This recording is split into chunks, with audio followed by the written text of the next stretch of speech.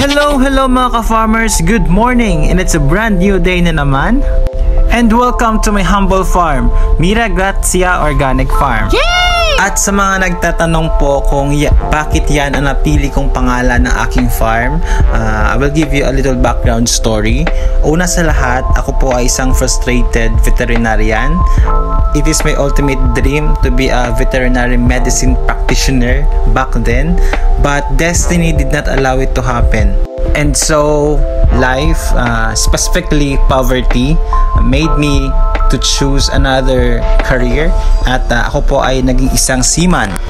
At nung ako po ay nakapag-ipon na, hindi ko kailanman nalimutan yung aking passion, which is ang pag-aalaga ng mga hayop or ang paghahayupan. At doon nagsimula ang aking pangarap na magkaroon ng lupa na kahit hindi man ako nakapag-aral ng VetMed, at least maipapractice ko yung hobby ko na talagang nagpapasaya sa akin.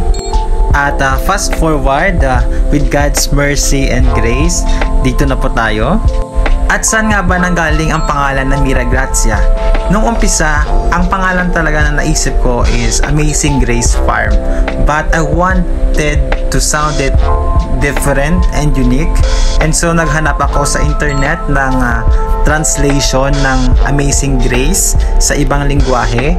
At nagustuhan ko yung Latin translation nito, which is Mira Grazia, or in English, Amazing Grace. At yan na naman po yung story behind sa pangalan ng farm. At ngayon, kamustahin natin yung mga alaga nating mga baka. Ito po si Stella. Siya ay buntis at malapit na po siyang manganak. Mga isang buwan na lang siguro yung aantayin natin bago siya manganak. At hopefully, maging safe ang kanyang delivery at maging healthy ang kanyang anak. Go Stella, magpakabusog ka hanggat gusto mo. At ito naman guys, si Solen.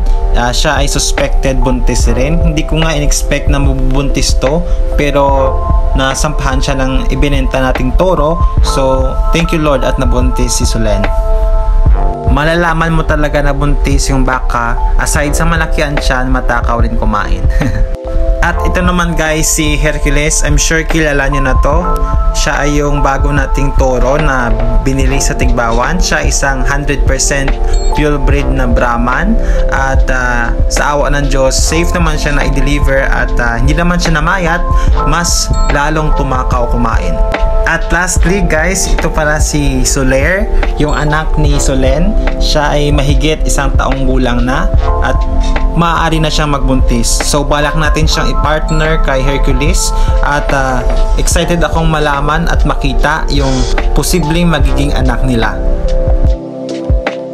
Please follow, like, and subscribe. Happy farming everyone!